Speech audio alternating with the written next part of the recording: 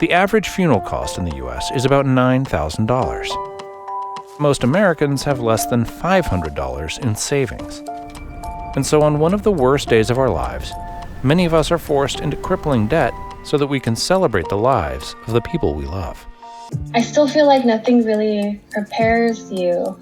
No one wants to talk about death, especially in this country. Everloved is a company that believes it doesn't need to be this way. Death is truly one of the only universal experiences that we all go through. We should be trying to make it as simple as possible for people to make decisions, especially because people are grieving at the time they're making them.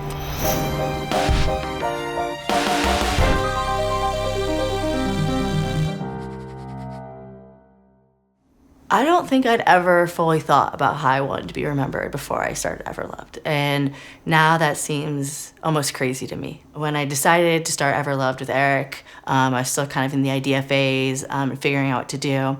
And I had a conversation with a friend about the company. He was very interested in it.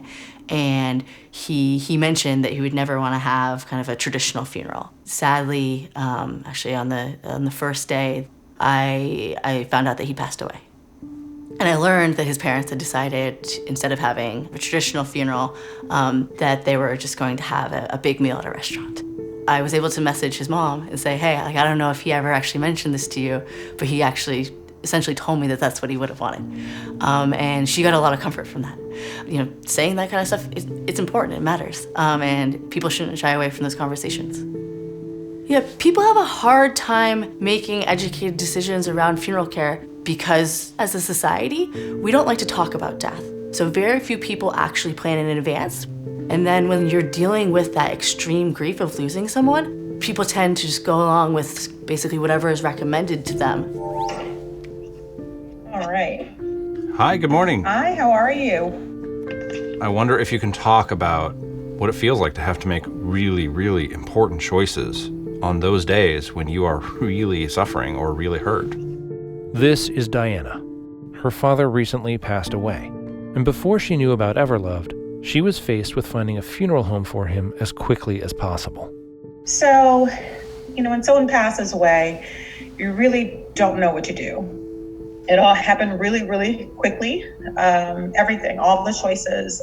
And I would have wanted a funeral home with tons of, stained glass and doves in windows and something really beautiful.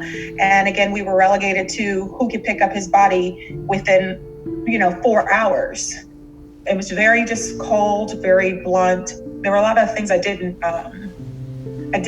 check off in my head because I didn't have the conversation. I think almost more than any other industry, our discomfort around death really necessitates true transparency in the funeral industry. The same funeral services at 2 different funeral homes or 2 different cemeteries, it can be a difference of many thousands of dollars for the exact same thing. Originally, we were focused mainly on how we could help people make the best, most personalized choices. That wasn't the biggest challenge for families. The biggest challenge for over 50% of families was figuring out how they were going to pay for things in the first place. It's kind of awful that someone would potentially go into debt for this. Funerals are extremely expensive, especially burials. On GoFundMe.com, we found well over 1 million campaigns just for people trying to raise money for funeral expenses. I'd say roughly 50% of people that tell us they need help raising funds for a funeral do not have a bank account, which is extremely tricky to deal with. It's a huge problem, and generally people who are unbanked don't have a lot of money. So we're allowing the funds to go directly to the funeral home, which does work quite well. People can also use the site as an online obituary or as a way to raise funds for charitable causes. For many, it's simply a resource for how to get through the death of a loved one. I lost my mom on April 3rd, 2020. I think one of the difficult things about this time and not being able to see family is that we haven't had a space for the grief. And so a lot of people have had difficulty reaching out, attempting to really be there for me and my family. They had a checklist at what to do when someone dies. Everloved also had sort of like an online obituary or digital platform. I thought that would be the best way for me to communicate my mom's passing and obituary to my family here in California and also in the Philippines. What does that feel like? Can you kind of complete the mourning process when this is going on? I do feel like there's still sort of like another thing on my checklist that I can't check off until the pandemic is over. I kind of just can't wait to share the joy and the remembrance of my mom with other people. People assume that working with people who have just lost loved ones every day would be incredibly hard and emotionally taxing. I've certainly had times where I get off the phone and I need to take 15 minutes and go for a walk because something emotionally affected me. But for the most part, it's actually incredibly uplifting. I've been exposed to millions of people celebrating and recognizing the lives of amazing people.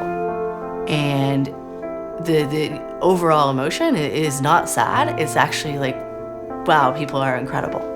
I think a lot of people think that thinking about their own death should be depressing, and it doesn't have to be, because it should really be a framework for how you think about your life. Thanks for watching. I hope you liked this video. Please follow us on Facebook, YouTube, and Instagram so that we can continue to share stories about people thinking differently and changing the world.